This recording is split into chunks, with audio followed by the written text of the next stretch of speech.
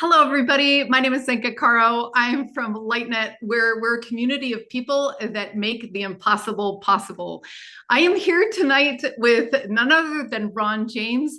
He is an award-winning film director that has dedicated his life to everything that we're interested in. These confusing and wonderful things about consciousness, ETs, and our special abilities.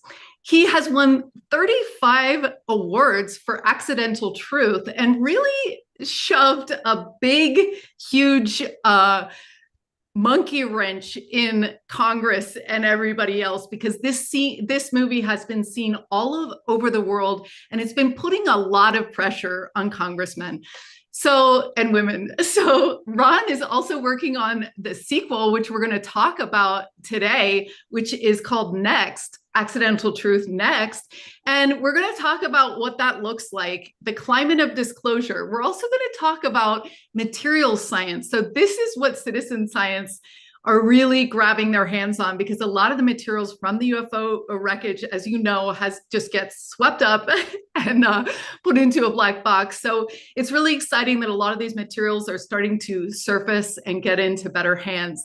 He's also he's the MUFON TV director, and he's been doing a lot to really get all of this great information out there.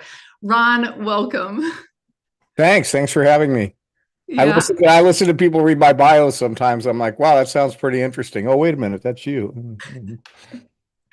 Yeah, you really have led a big legacy from being a kid to wanting to do something about this, and then actually doing something really major about this whole situation of Well, disclosure. that's definitely true. Something major happened that just caused a paradigm shift for me. And I was just like, okay, that's it. I'm going to take some action. Well, do you want to talk about that moment? Yeah, I mean, actually, Sedona had a lot to do with it.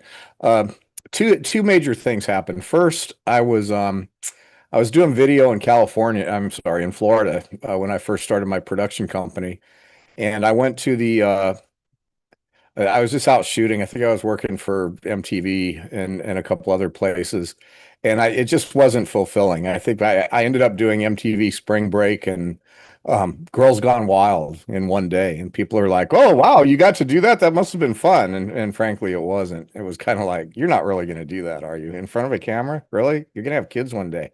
So there was nothing fulfilling, excuse me, about that video work at the time. So it was right at that moment when I ran across an article by a guy named Peter Gersten, actually, and it was called "The Reality of Our Reality," and this was back in the early '90s, I think. And it was all about how we might be living in a simulation. And I thought to myself, this is fascinating. This is the kind of stuff I want to be doing. So I booked a ticket to the International Conference on Science and Consciousness in Albuquerque, and I went there. And I interviewed all kinds of people who were and still are luminaries in the field. I interviewed Amit Goswami and Bill Tiller and Dean Radin and John Hagelin and just a whole list of people. And that eventually became my first bigger question series of videos. But while I was there, I met this guy from Sedona named Martin Gray. And some of you might know who he is. He's basically spent his whole life traveling, and he still lives in Sedona, but he spent his whole life traveling around to the different sacred sites. And he has sacredsites.com, the website. Do you guys know Martin, any of you? I don't. I'm surprised. He kind of lays low nowadays, but he was he's done a lot of stuff. But at any rate, I just thought he had this website, sacredsites.com, and all these stories about literally traveling the routes of the old pilgrimage traditions. And I thought that was a fascinating thing. We should make a TV show out of this and sell it to National Geographic. So I talked him into working with me, and I came to Sedona for the very first time. And that was back in probably the late 90s. Yeah. Yeah, probably about the late 90s, 96 maybe. And we did a couple of shoots, and we got turned down by the Travel Channel. We got turned down by everybody. Nobody wanted a spiritually transcending program. They were like, well, I mean, what kind of danger it is you get in? Is there, and it was kind of so anyway, it was a big fail, but we kept trying. And I came back one year, and when I came back, the guy, I had just gotten back into Sedona, and we shot in the morning, and then he went in the afternoon to go rock climbing, and he fell, and he ended up almost getting killed. He busted up over 100 bones in his body and just barely survived the fall. And I ended up so I was in Sedona. I was camped out at his house, and he's in ICU. And so I called up the guy that owns Red Rock TV because I didn't have anything to do, and I had a whole truckload full of production equipment with me. And it was funny. I said, I've done visitor information programming in a lot of major markets, and you got the worst channel I ever saw. And he's like, come have lunch with me. And so I went and I met Richard and Dawn, his wife, and this was Sedona Red Rock TV channel 16. They gave me a contract for a year to come and help them fix it. So that's how I ended up in Sedona. And I had always said if there was a way I could get here and make a living and have it make sense, I would do it. So my friend's in the hospital recovering. It took him like 2 years. He finally did recover. He went on to do all kinds of amazing stuff. National Geographic published his book. He's quite famous at this point.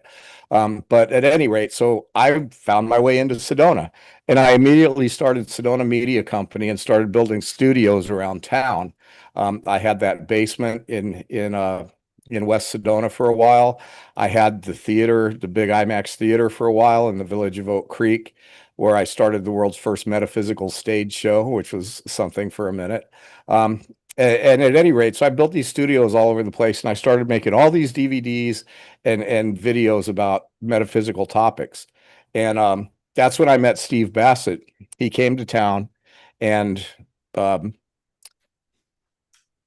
he got me interested in helping him with his X conferences that he was having in Washington, D.C. So in 2008, I think it was, no, was it? Sorry, bear with me. It's been a while, but yeah, it was sometime around 2006, 2007. I started producing the X conferences in Washington, D.C. And I'd always had an armchair relationship with the UFO thing. But when I got to meet all these guys that I'd seen on TV, I'm meeting Stanton Friedman, I'm meeting, Bill Burns, I'm meeting all these people, Nick Pope, especially Nick Pope. And I'm meeting all these guys that I saw on television and making friends with them, and Linda Moulton Howe. And I was like, man, this is the biggest deception that's ever been put forth on humanity. And this is a lot of people that are really dedicated to trying to do something about it. And if you're going to be doing things with your media production, this is what I chose to do. So I've spent ever since then, going on 20 years now, covering life after death, the ET question, and the nature of reality. One of my first productions was about the idea that we're living in a simulation, and that came out in 2000, I think. Might have been a little after that, but it was 3 series called Bigger Questions, and it was the psychic matrix, the fusion of science and spirit, and the nature of reality. But it was all of these events, my friend falling that synchronistically landed me in Sedona, meeting Steve, going and doing that put me on the trajectory.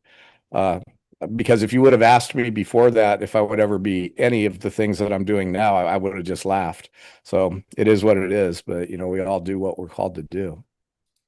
Wow, that's really fascinating. We've been talking about the Purpose Lab because we're starting in 10 days. And here you are doing the MTV, kind of like what everyone wanted to do at that time, because MTV was huge. And you're like, wait a minute, there's something more. And then following the synchronicities and really just letting your passion go wild. As Bashar says, the formula is run toward what you're passionate about without expectation of financial return. And somehow it will take off. Like you said, you're like, I don't even know. I'm just going to move there. Hopefully I can get all this.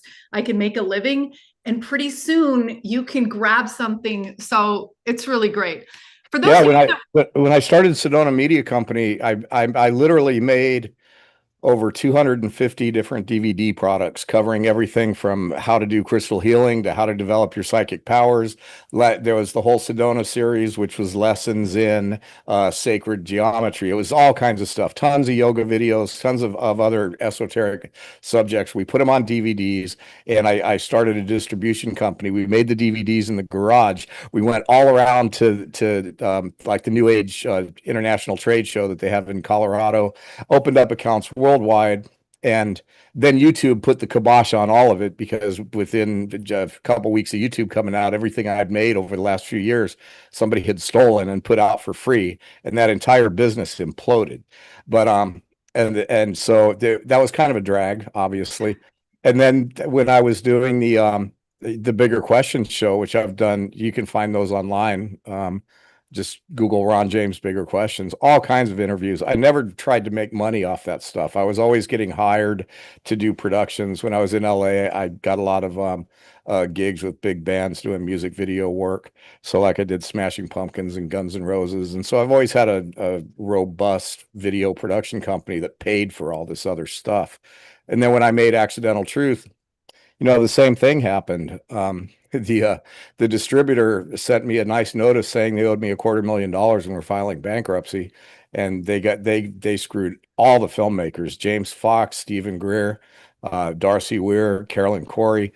We all got caught up in this horrible bankruptcy thing, and I got the film back, and I've made a little bit of money off of it since then. But anybody that says you do this work trying to cash in has never walked in the shoes of your average UFO investigator or person.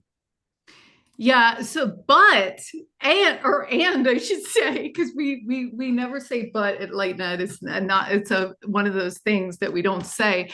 So, and right now, people are really waking up to their curiosities. So you've had a huge success with, I mean, 28 awards for Accidental Truth. It went on Netflix. It's being seen by a ton of people. And you also got the interest of Congress. So I want to talk about, what do you think the impact of that film has been? Well, in Accidental Truth Next, the film that's coming out, we detail some of the work that I was doing in Washington, D.C., because I was there keeping my mouth shut for quite a while. And one of the things people are going to see is in 2020, I briefed Congressman Tim Burchett, on all the stuff that MUFON and our average, like Richard Dolan would tell him, because he was getting, Lou Elizondo was going to his office, and all the usual suspects and people from government were showing up, but they can only tell him so much. And because he didn't have the clearances, and frankly, because they're not read in. So they can't get into this room and say, look, we know about these reverse engineering programs. We know where they happened. We know who was involved. We know how long it's been going on. We know where Nightingale came from. All of these things. And so I briefed him about that. The Accidental Truth, before it came out, a special version was given to Congress, and the ones that wanted to see it saw it. And since then, I developed relationships with 7 or 8 sitting members of Congress that I've met with personally on the topic, and we cover all that in the new movie. But the bottom line is, yeah, it had an impact uh, throughout Washington D.C. and throughout the UFO community. Yeah, truly. It's really exciting. Why don't you talk about what was the biggest challenge in making this Accidental Truth series? Like, was there something that really came up for you that was challenging in putting this all together over these years? Yeah, mostly. I mean, obviously, the distributor and some of the stuff that these guys pulled. When I first got the deal to make the movie, I found out later that they really just they didn't want to release it because they had another guy who had a film, and it's getting ready to come out. It's called The Age of Disclosure, and it featured Lou Elizondo heavily, and it was worth it to them to try to sideline my film because they didn't want Lou Elizondo being in a mainstream film besides theirs. And so there was all kinds of sneaky stuff that went on with the way they played the game. And I got a heads up from Danny Sheehan, who was representing Lou at the time. I called him up and I was asking him about all this, and he says, Ron, they got you in a catch and kill. And I'm like, okay, well, thanks for telling me that. So what I did is I'm not gonna let them do that. So I just kept making the movie bigger and bigger. I got Matthew Modine to narrate it. I went and got the biggest people. I got Dr. Michio Kaku. I got Gary Nolan. I got Ralph Blumenthal, and I just ended up getting such a large cast and such a celebrity narrator that they couldn't keep it down. And they tried, and then they ripped me off for all my money. So yeah, and then like me, like I'm a sucker. So yeah, how do you respond to that? Well, you make a sequel.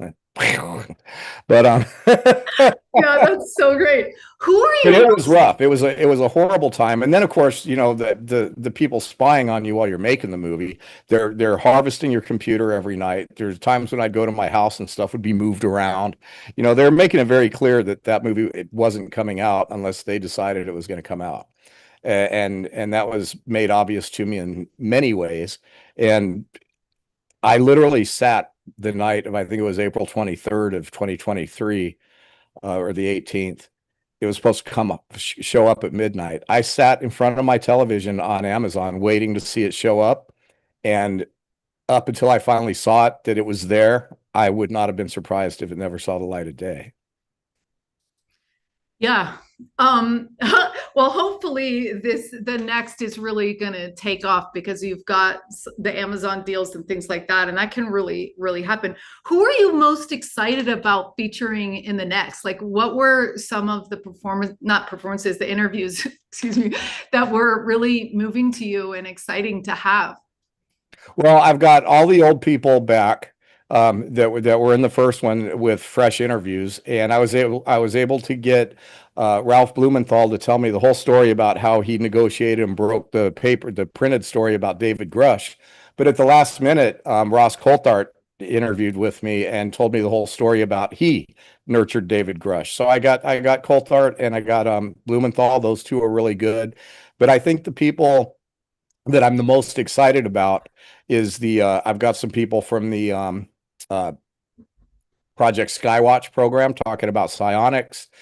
We've got this whole history of psionics and the fact that that's not a new word. It's been going on for a long time. We got fresh interviews with John Alexander admitting more than he should have, which is always good.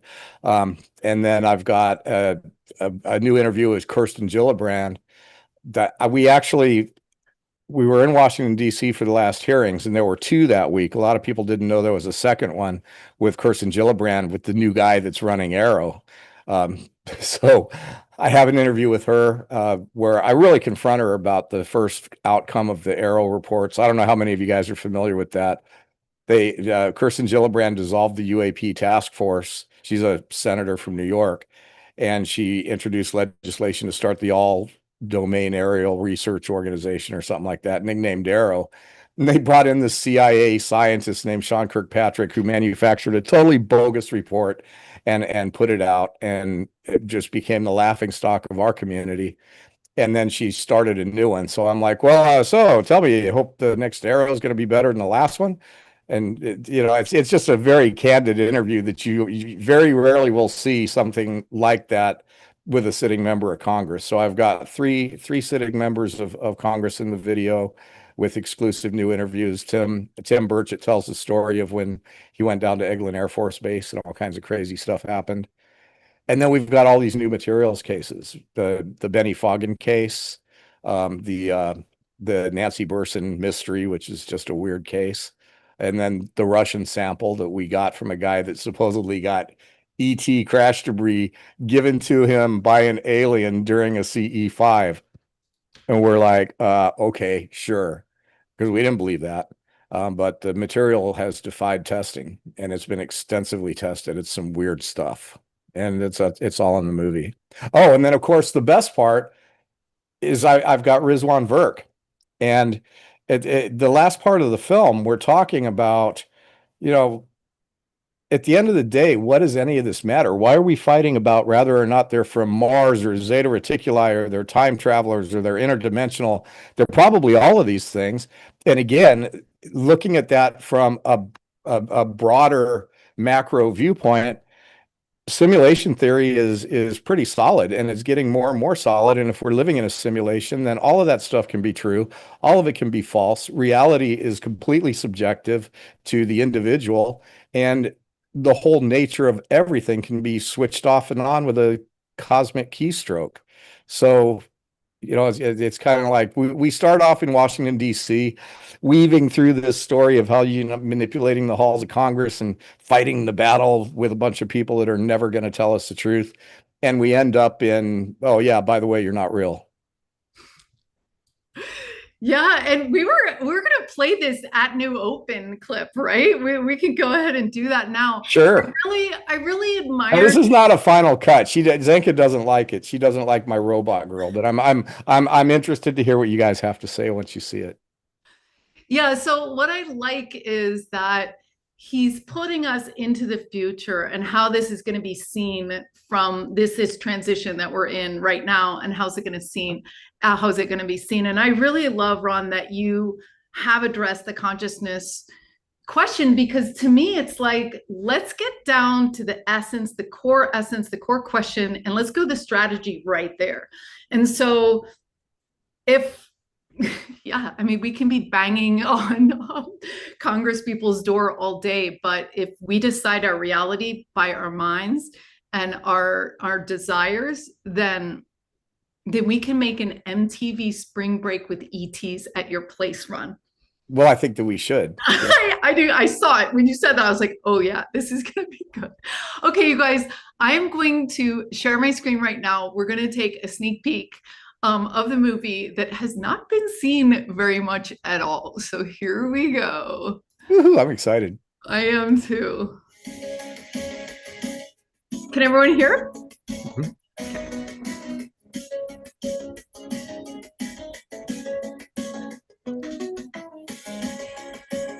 I'm an accidental visitor to the show I never could have imagined.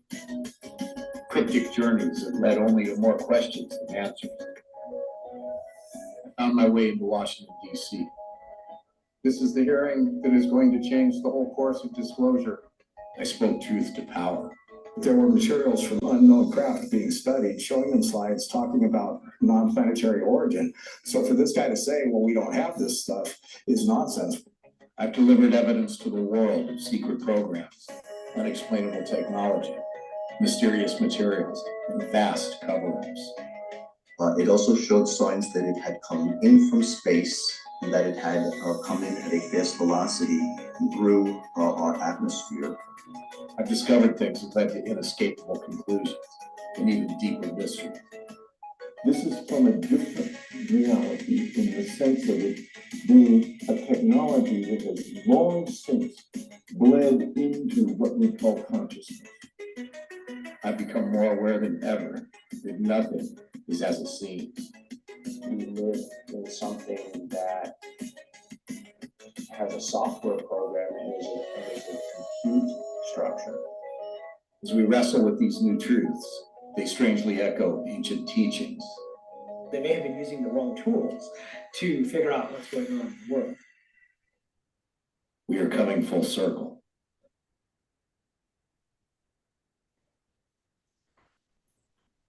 A 100 years from now, the beings of the future will look back on this moment in human evolution as truly defining, as pivotal. What that future looks like is up to us. They will reflect on these days, teach these lessons, and share the story of whatever brave new world we've created.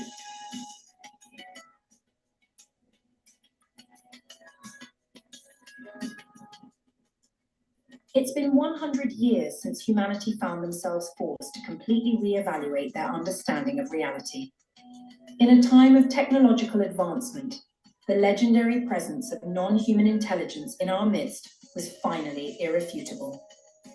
The impact of this collective knowledge decimated what we thought we knew about time, space, physics, reality itself, and our purpose here in this illusion. With the help of official insiders, information was confirmed about deceptions going back centuries. But it wasn't enough.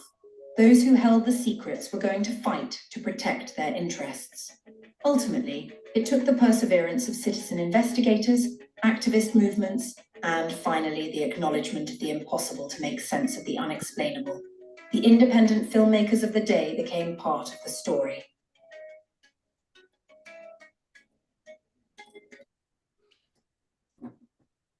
Sorry. Oh, God. Hey, I'll let it finish, although it's playing a little skate. Sorry, I bumped the mouse.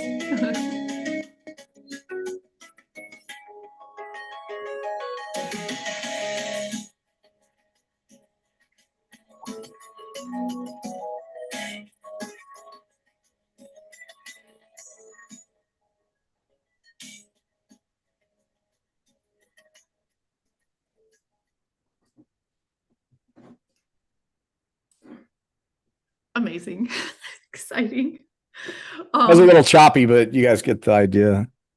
Yeah, thank you so much for sharing this sneak peek. It is really cool to put it all together from what we've been able to do as citizen science. And now there's Congress people that are on our side, like you said, that are not written into everything, that are going, huh, what's going on here? You know? So it's exciting for us to come to terms with where we are and what we're in, and so that we can make it amazing, and not be victim to it. So well, you know, one of the big things is that is what she says at the end of that opening, is that, you know, we're going to have to acknowledge the impossible to make sense of the unexplainable. And what that really means is that, you know, these esoteric teachings, and now I better hurry up and get this thing out, because like Carl Nell, if you guys know who he is, he's a Navy officer that's been talking about non-human intelligence. He just said the same thing on a podcast, that the esoteric is the foundation of science. And these things that we have deemed to be impossible by a scientific method, and by UFO people fighting with each other, and the near-death people and the paranormal people, and they're all in these little camps, and they're all beating each other up about what this stuff is. It's all connected, and we simply cannot explain everything that we're seeing without acknowledging some new fundamental realities that we've been so far reluctant to acknowledge.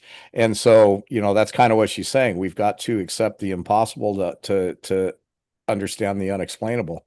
And that's, you know, we've got a great cast of characters in the last part of the film that, you know, not only scientific, we've got Gary Nolan talking about simulation theory, nature, reality. We've got, as you guys saw, Rizwan Virk, but I've also got Whitley Strieber. I've got JJ and Desiree Hurtak, and just a really great combination of people coming together to say, you know, basically reality is subjective. And my whole take on this is that we're not being taught anything by these ETs that we as a race haven't been being taught by our non-human contacts of lore. So the message is the same through time. The filters that we witness these beings through is different. But you know, what was yesterday's angels, demons, and skinwalkers and jinn and all this other kind of stuff are today's ET connections and ghosts of dead relatives. It's all the same stuff going through time, being interpreted by the people of the time with the best they had to interpret it. But they've been with us all along. And this whole argument about rather there's a spiritual, religious aspect to it, or it's a nuts and bolts ET and a flying saucer, it's one of the worst arguments I've ever seen in this field. And it's causing so much division among people. And the fact of the matter is, in my opinion, everybody needs to chill out and acknowledge each other, because it's all of the above. And your belief system and your personal filters are helping determine what you are experiencing in all of this. Yeah, that's interesting. I also think that there's a tipping point where consensus reality starts to expand a little bit. And I think that's the mission of what LightNet's doing. We make the impossible possible, because I started to realize the same thing. I was like, wait a minute, talking to levitators, like there is no guardrails on the thing that we're in. So let's you know, expand this a little bit more, and really take it to the next level. So we are going to talk about the physical world right now, because my next question is about the 12 12,000 pages of the Springfield diaries of the UFO investigator that landed in MUFON's hands. And MUFON has got so many volunteers, so many amazing people, the largest database of citizen science UFO reporting in the world. And you guys have taken a look at this 12,000 Springfield file diary, right? Oh boy. Talk about just a treasure trove of stuff. There was this guy, Leonard Stringfield, and back in the day, he was the preeminent investigator that was looking into crash retrievals, all this kind of stuff. Very famous, very well known. And back in that time, he was able to gain access to people, that high levels of government, people working in these programs that gave him interviews, and in some cases name names, and in some cases wouldn't name names.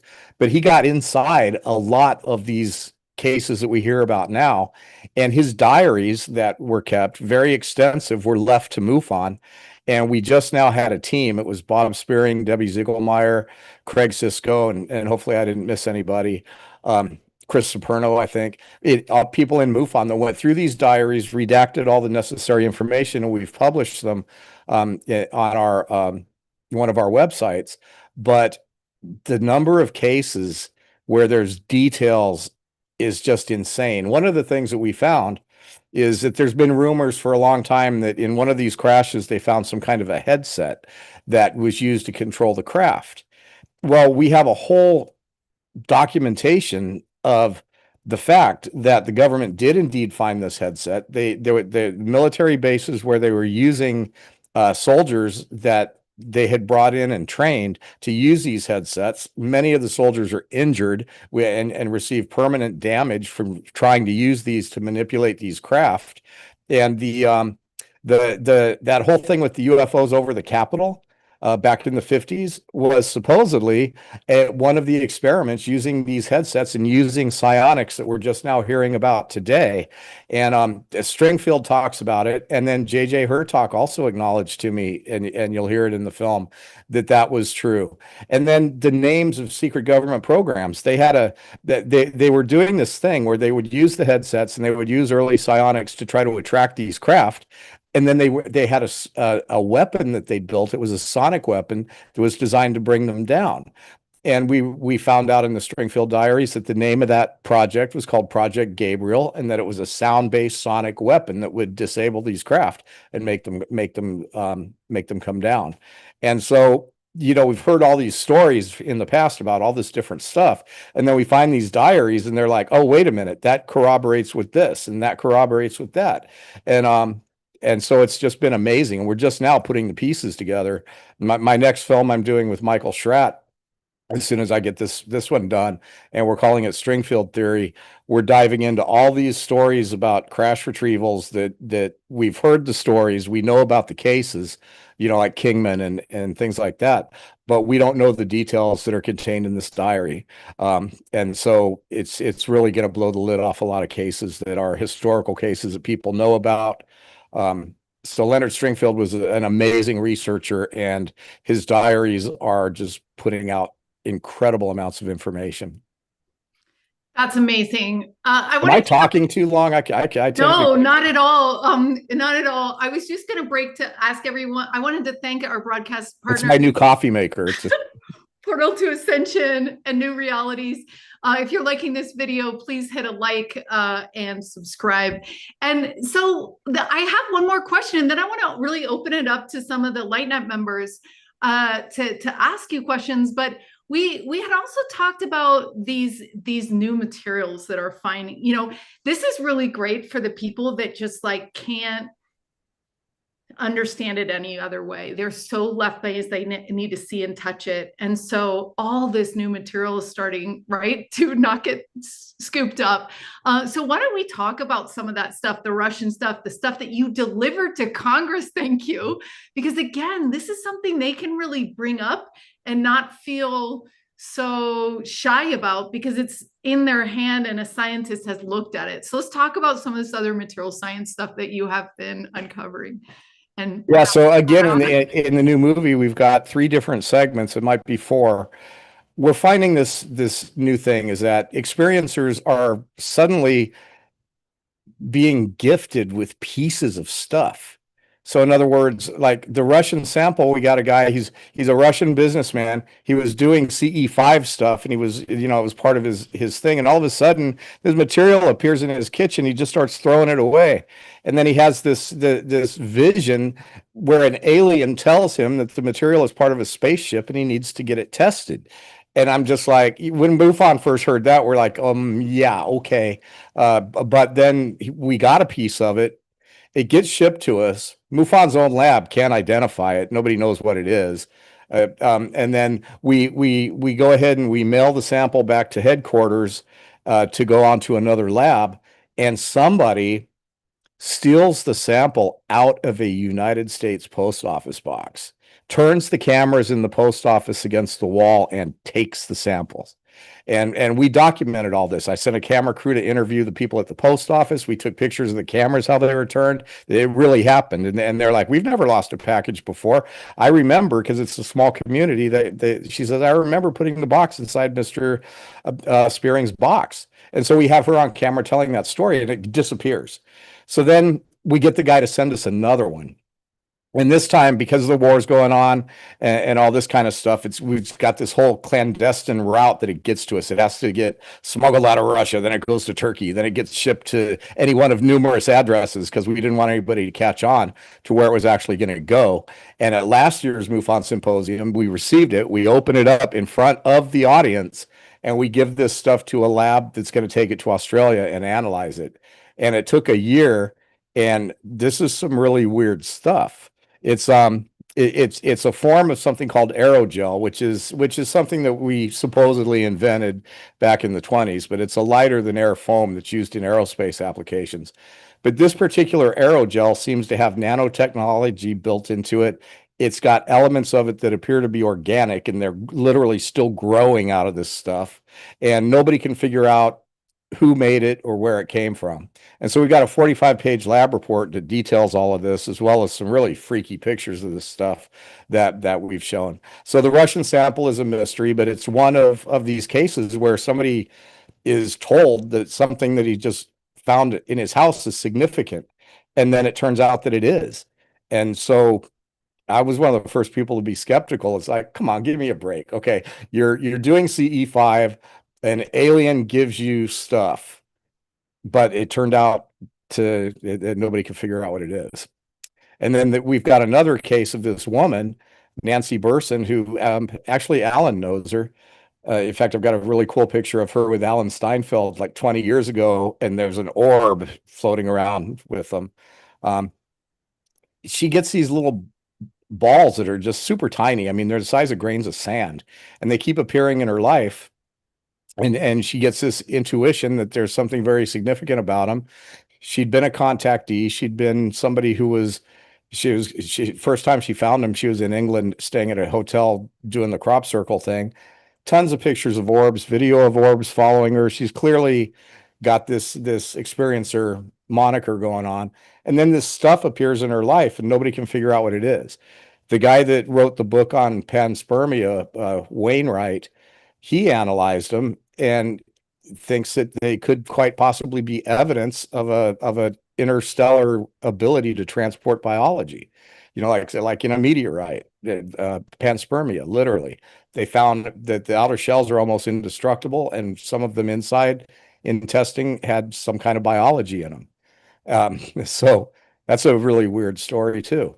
And you watch it and you're like, well, is this woman crazy? And then it's like all this work that's been done to get to the bottom of what these things are, to thousands and thousands of dollars worth of testing, and there's still no definitive answer to what these little things are. And so, it's another weird story that's in the movie. And then finally, we've got the case of Benny Foggin. This is a guy that had lifelong experiencer. One day he sees a UFO over his house and it drops something in his driveway. This is his story. And so he goes, and it's a piece of hot metal. And he's like, damn, that just fell off a UFO. And he puts it away for a couple of years, and then he pulls it out, and he starts reaching out to UFO organizations. One of them, first ones he reached out to, and this is back in the 90s, One of the first ones he reached out to is a civilian UFO study organization. It turns out that it was a front for a secret UFO study group being run by Battelle Memorial Institute. And the front man for this organization is this guy named Bill Moore, who later came out to be an assistant director for MUFON in the state of Ohio and made the rounds as a total Richard Doty cohort. And so we have this evidence from way back then that these guys were running these weird programs. They get the material, he has to fight to get it back, and they won't tell him the test results. And this just goes on and on. Mike Barra goes out there when he was doing that show, Chasing UFOs, I think it was called. They test the metal, can't figure out what it is. It's aluminum and a bunch of other components, but nobody can figure out how it all got into one big blob or what it was for. In the meantime, the guy says, I had this material, I was rinsing it off and it cloaked in my hand. And I was like, well, that's okay. I don't know about that. So, but that's the story he told. And that this material he's always had has done weird things. And so then it goes to NASA and Phyllis Buttinger and a bunch of other scientists. There's some red metal on the outside of it that NASA takes and won't acknowledge that they had it, won't give it back to them. There's 2 cases of the red metal disappearing off of this piece of metal, and nobody knows what it is. So finally, Lou Elizondo, Tom DeLonge, Chris Bledsoe, and this guy named Tim Taylor, who's like the ultimate spook right now in this field, they show up at the guy's house and they take samples of this metal. So this was back when TTSA first founded. So Lou Elizondo takes this metal and he drives it from Ohio to Hal Puthoff's office. Okay. Well, while he's being driven, and the witness told me that Lou told him that he was chased by orbs and had all kinds of weird stuff happen. I asked Lou about it, and Lou acknowledged by text that, yeah, that's actually true, but he wouldn't go on camera. None of these guys will go on camera. So I asked Hal Puthoff what happened to the material, and he gives me the story about, well, we didn't have money to test it, so nothing happened with the material. But I know that the material got tested. And so, then I go and I interview Gary Nolan. And because supposedly Hal Puthoff gave the material to Gary Nolan. And so, I'm like, by the way, you know what? I'm sitting up there just a couple months ago, maybe 6 months now. I'm with him at Stanford in Palo Alto. I'm interviewing him at the hotel. And I say, look, while we're doing this, I want to ask you about this Ohio case with Benny Foggin. And he's all like, and this is all on camera, it's all on the film. He's I don't know, I get so many samples, and I'm like, okay. So I refresh his memory that he got this material from Hal Puthoff first, and then later he was given samples of it from Jacques Vallée. And I'm like, does that ring any bells? And he's like, oh, I don't know, I just get so much stuff, I'm just not sure. I'm like, Gary, come on, give me a break. But he won't acknowledge that he knows anything about this material. And I'm just trying to figure out, if he tested it and what the results were. So then I have some with me and I hold up the bag with the material and I go, well, just in case you don't remember, I brought some. And the look on his face is just like, oh my God. And he's just looking at that like, okay. So we break up the interview and I'm telling him the whole story about how supposedly he had this. And he's on camera and he's going, so I had this material supposedly? And I'm like, yeah, you had it supposedly. Are you sure you don't know anything about it? He's like, no, man. He does the, I get so many samples. I don't know anything. But then, I'm like, well, actually, I could probably screen share this. Nobody knows I have this. It's actually going to be in the film. Can I screen share? Yeah, you can. You can.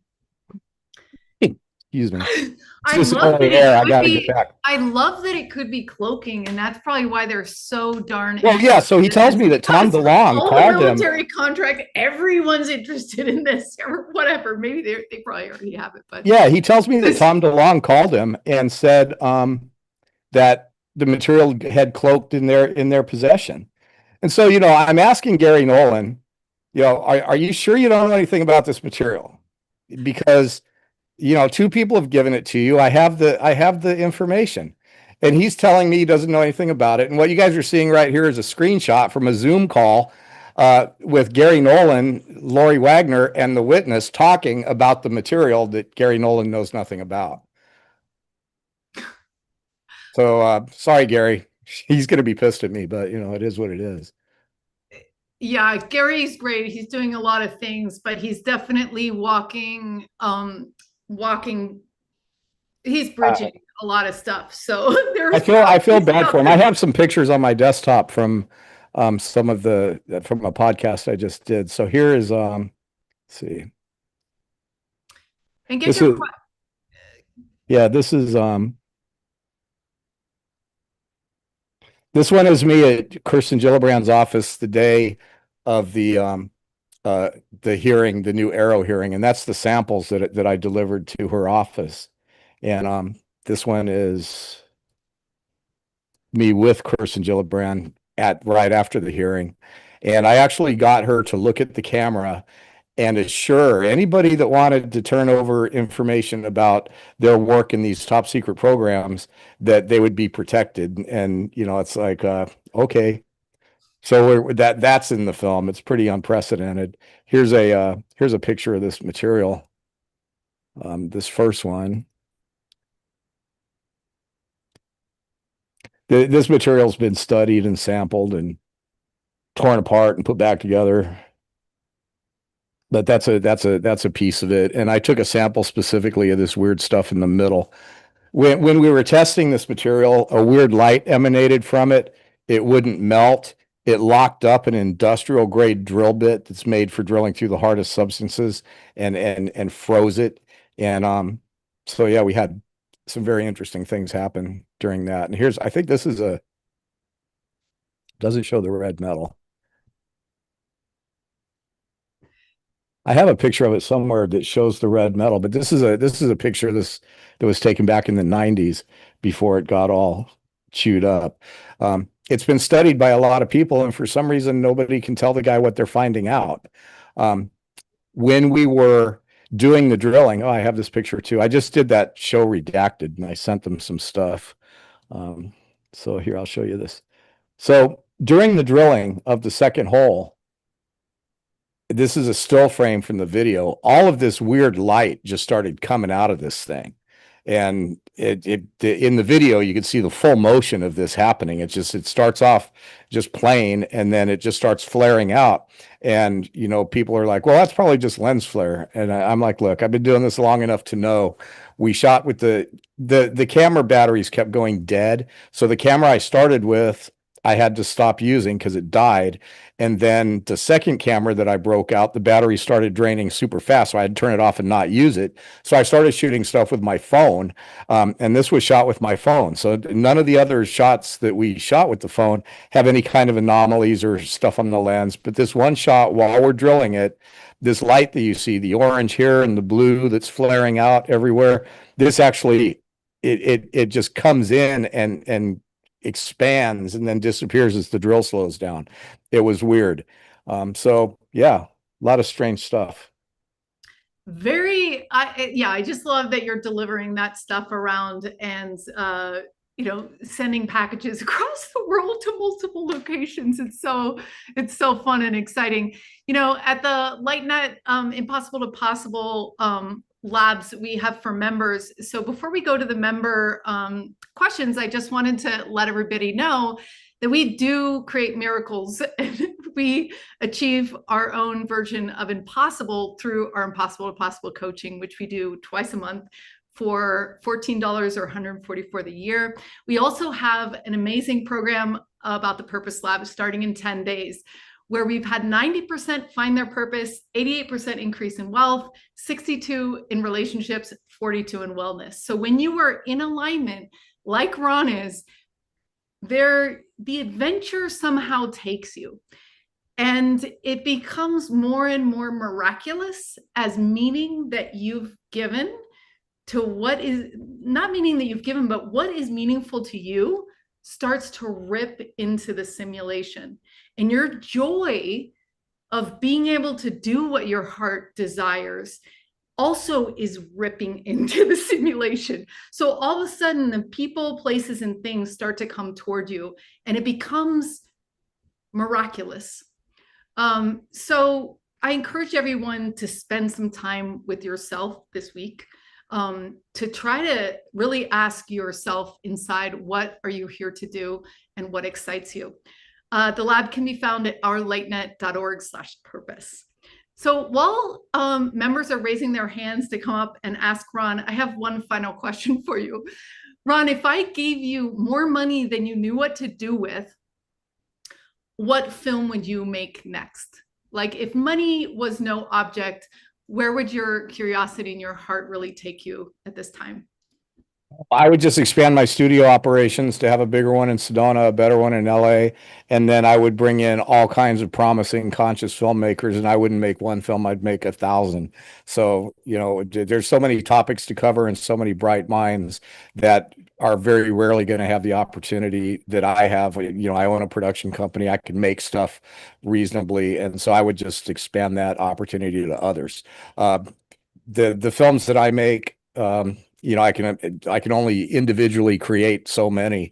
And so that would be what I would do. I would build a bigger machine to put consciousness and light into the world on a much broader scale. That's so beautiful. I love it. Lori, you are live now. Go ahead and ask your question.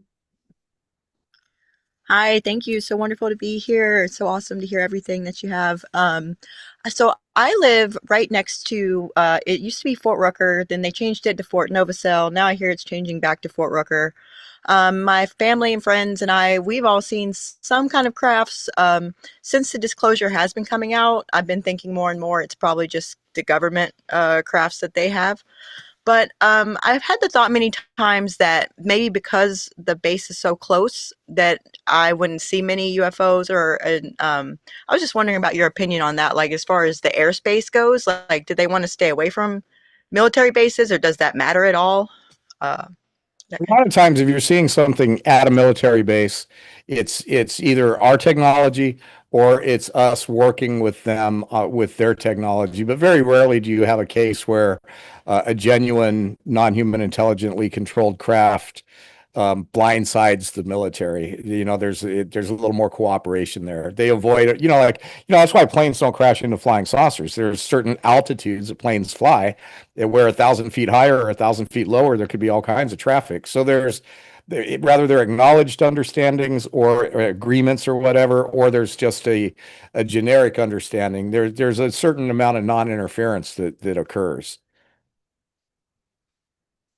Awesome. Susan, you are next. Go ahead and ask your question. Welcome. Ron, thank you for us at LightNet for your just fight and fortitude in filmmaking UFOs. So it's really need to commend you on that.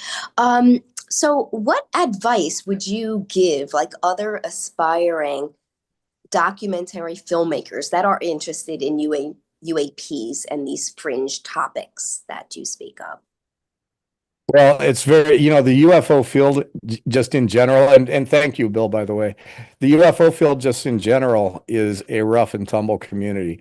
They're constantly at each other's throats. Everybody's clinging to their own belief systems and nobody wants to let go of it. Linda Moulton Howe and Chris O'Brien used to fight cats and dogs about what the origin of cattle mutilations was. So it just as an example. And we lost Chris in January while I was working on the film. But at any rate, what I'm saying is, first, get your facts straight, know what you're putting forth, and have a good case for it, because there's a ton of people out there, even in the mainstream UFO fields, that are making these films that have little or nothing to back them up. So if you're going to tell a story about something that occurred then have something to document it. Witnesses, just make sure you're not coming forth with just a wild story, some cool animation. So that would be the first thing, is make sure that you're telling a story that has some kind of evidence to support it, and that it's packaged in such a way that your mainstream person can do it, can absorb it. If you tell, I call it the Midwest bar test. Excuse me. I've been in LA too long. I got to get back to Sedona. Say you walk into a bar in the Midwest, okay, and bear with me, guys, it's kind of funny. And you know, you walk in there and it's a bunch of guys hanging around. There's a Harley in the front. There's, you know, it's just average salt of the earth Midwestern people that are just who they are, right? And the conversation about UFOs comes up. And you say to somebody, they ask you what your thoughts are. And you say, well, you know, there's a lot of evidence that there's been civilizations here on Earth that have come and gone, that perhaps there's tinkering with our DNA that way back in the beginning of human evolution. There's a certain amount of evidence for that. And so, you know, I think it's possible. You know, everybody's, you know, they're nodding and they're, that's cool. And then, you know, it's like, well, and then your average scientist, you're hard pressed to find a scientist now that will not agree that there most certainly has to be life other than Earth. And everybody's agreeing with you, you know, pretty much. Somebody probably bought you a beer by now, and everything's going good. And you're connecting with your audience, because your audience isn't the guy that tells stories just as wild as yours. Your audience is the people you're trying to convince that this stuff is real. So, and then, you know, the third thing might be, yeah, and the government knows about this stuff way more than they're ever going to tell us, and that deception's been going on for a long time. Well, you're batting 1,000 at that point. You have connected with your average person. They're all in on it. And then you chime in with, oh yeah, and by the way, when I was, 9 years old, I was taken out of my body and fast forwarded through time and age forwarded and went to Mars and fought giant spiders, and then came back and woke up in the same bed the same night. At this point, the guy's taking his beer back. Two people have picked you up and thrown you out of the bar. You know, the point is, you have to make sure that what you're trying to feed the audience has some credibility and it's something the audience can withstand. The second is, you can't skimp on production. You have to have money to make a documentary that's going to make it into the mainstream. You just have to be able to invest anywhere from $60,000 to $250,000 in making a real film. Otherwise you're just making YouTube videos. So like for me, I brought in Matthew Modine. Who's an A-list actor. I spent thousands of dollars, tens of thousands, traveling around the country, flying, setting up interviews with people, paying people that were hard to get. You know, I asked Michio Kaku if he'd give me an interview, and he's like, I do too many of those. And I said, well, how about if I give you $5,000? Okay, that turned it around. You know, and so sometimes you have to do those things.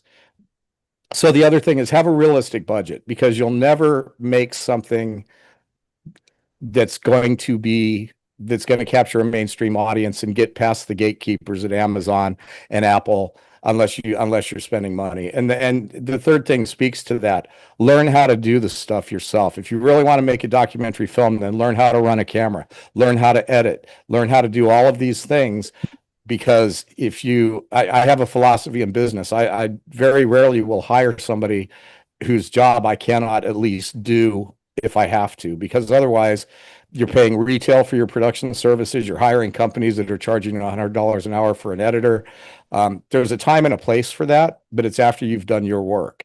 So if you really want to be serious about making a documentary, then the first thing you need to do is learn how to make a documentary. Take classes. There's all kinds of forums out there about what makes a good doc. They have beats, they have rhythm, they have climaxes and conflict, just like a regular movie. And so, you know what you're doing. There's tons of people, especially in the age of YouTube, that think they're just going to go out and become a content creator, and then they do trial and error on us as their victims. It's kind of like me out there. I run around Sedona doing open mic, because I just decided to take up music, and poor people in Sedona are all my guinea pigs, just to see what I could do. And it's like, I apologize every time. Sorry, I've only been doing this for a while. I know it sucks. I'll get off the stage. Don't do that as a documentarian, or you'll never be one. Yeah. No, thank you for that detail. One last question. How do you believe, like, full disclosure of the UAP phenomenon would shift human consciousness? And is that the deeper purpose behind your work? Well, I mean, it depends what you think is disclosure. We're never going to get it from these guys in Washington. As well intentioned as the Congress people are, the government and the people that have been running this thing for all the years since they decided to cover up, going all the way back to the early religion and the Vatican, if you want to go back that far. I tend to go from the Roswell era forward with what I call the modern age of of deception, but none of these guys are ever going to give us full disclosure. You know, the CIA has been involved in this whole psionics thing. It wouldn't surprise me a bit if they don't fully understand the nature of reality and who's really controlling it, and they're never going to tell us. So it comes back to everybody on their individual journey, making their individual journey a priority for themselves, and doing everything they can to not get trapped in the day-to-day distractions that keep you from evolving as a person as much as you can. So are we ever going to get full disclosure where somebody says, oh yeah, it's, you know, here's pages and pages and pages, here's all the files, here's the pictures from Roswell? Never going to happen, as much as people are fighting for it, but we're only going to get so much out of these guys, and they're going to tell us whatever they tell us because it actually works for them in some way. They're never going to tell us because they care about us. So then what is the deeper purpose behind your work ultimately? I don't want to waste my time here. I mean, you know, look, I had a choice of how I want to do things with my life, and I just this is what I've decided to do, and what I do, and it's fun. And in indirect ways, somebody told me a long time ago, because I wasn't getting any money out of any of this, but I've always done well. And then, you know, it's just like, you know, the universe will reward you. And I've been very abundantly rewarded in a lot of ways. You know, I have the resources to do this, and it's good. So I believe that. And, you know, there's the deeper part of, well, maybe I just feel like I've been here on a mission the whole time, and I've had a very, very deep sense of that. But, you know, there's a fine line between that and starting to take on an air of self-importance. So I tend to not be like, I'm on a divine crusade doing God's work, and, you know, whatever. I try not to succumb to that, because a lot of times it leads to you thinking that you're somehow that you're special, and I'm not sure any of us are any more special than anybody else. But no, I've always had a sense of purpose, and it just seems like I was given a certain amount of gifts that a lot of people don't have, and I'm just using them to do this. Amazing. So we have Kel, then Bill, then Bethany. So okay, Kel, you are up.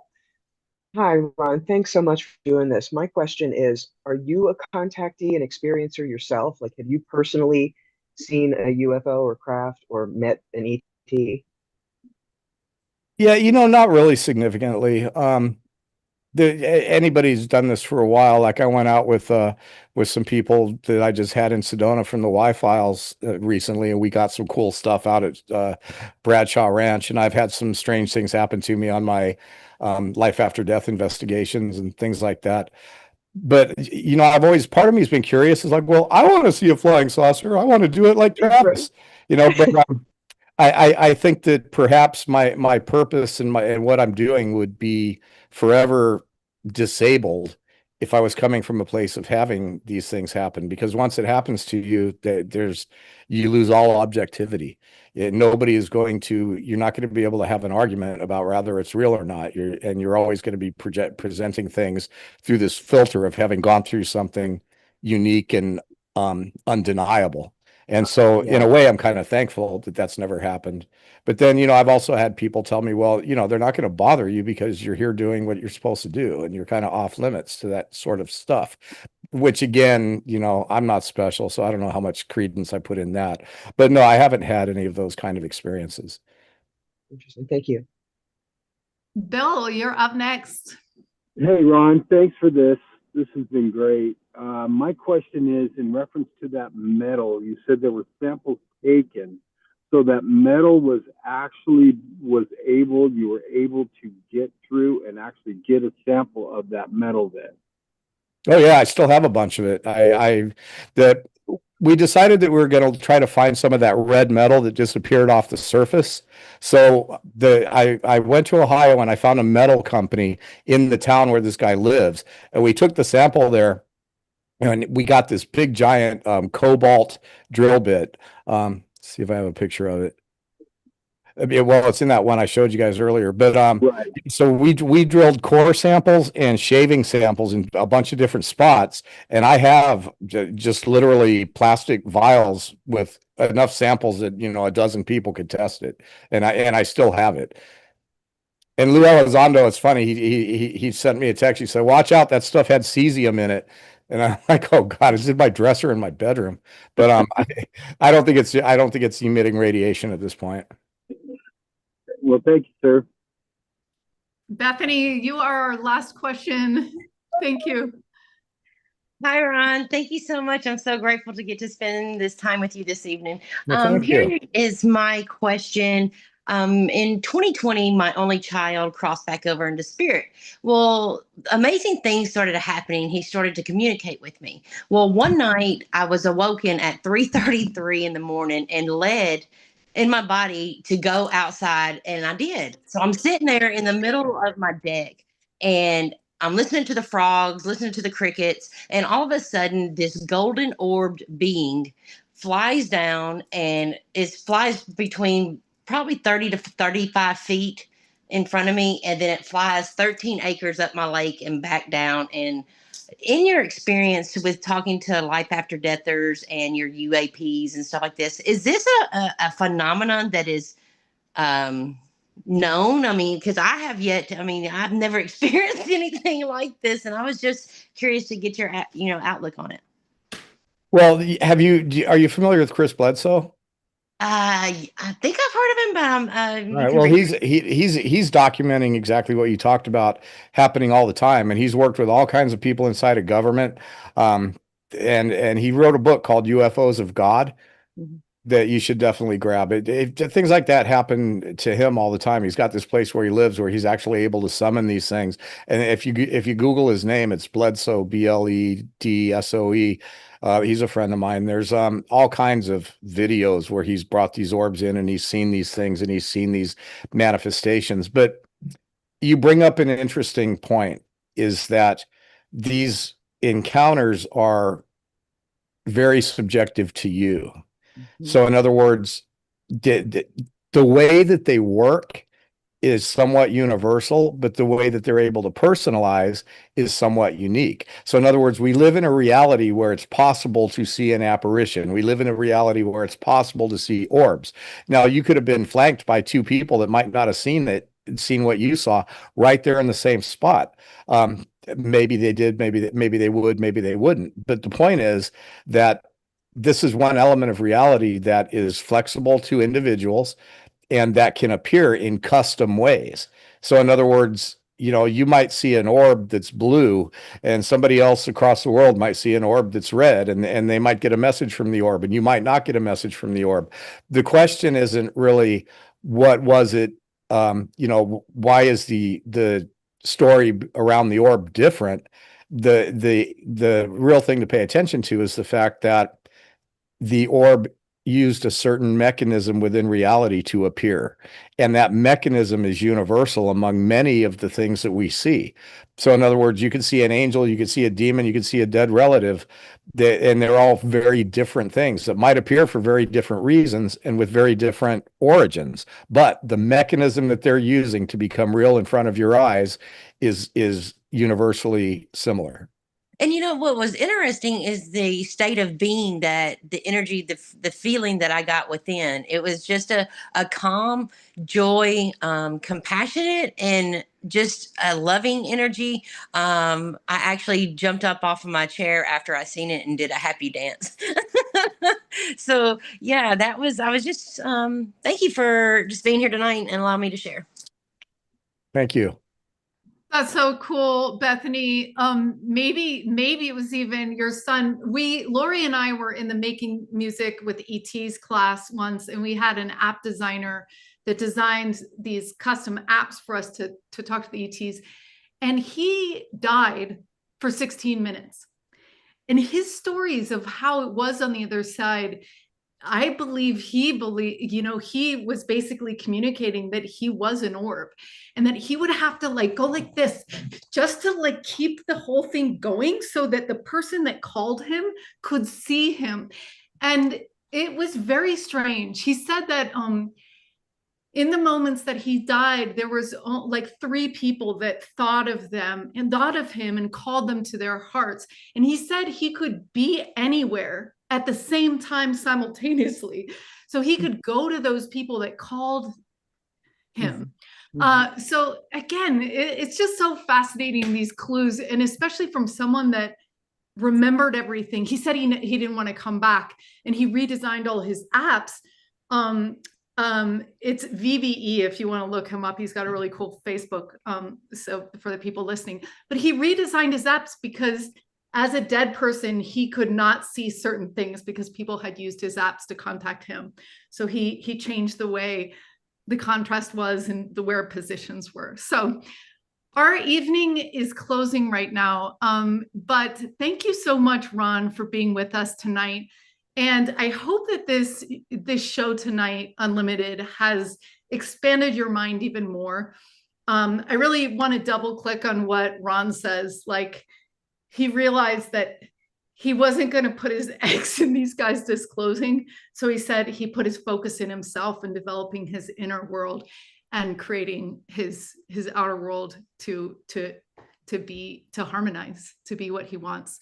So I also want to call out to all the MUFON people who have reported things, have seen things. If you want to call in your heart for some materials to come down from the UFOs, it will be interesting. So we have an Apport lab at LightNet. So again, Apport bringing an object from another dimension into this one. So go ahead and let your curiosity move forward. Ron, we look forward to the release of your film this fall. So this is me too. I can't wait to see how it turns out. Yeah, and I also just want to say one more thing is that, Ron talked a lot about.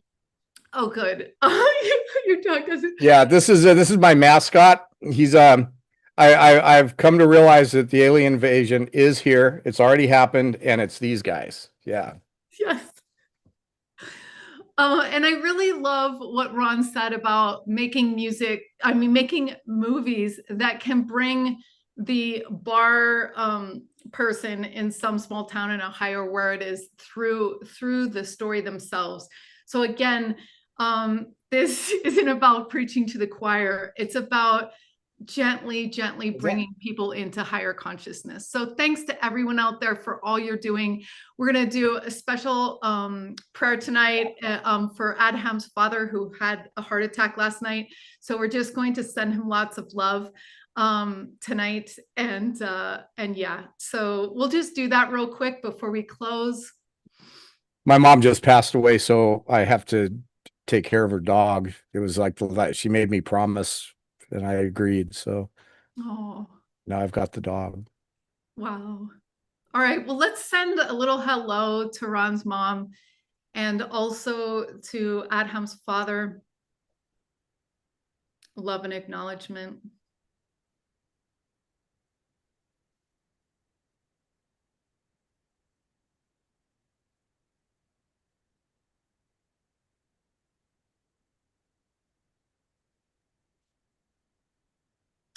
Thanks to everybody for your service in the quantum field, as Mark Simsak would say from SQC. Have an amazing night. We'll see you next month. Thanks for having me on. It was great. Thank you.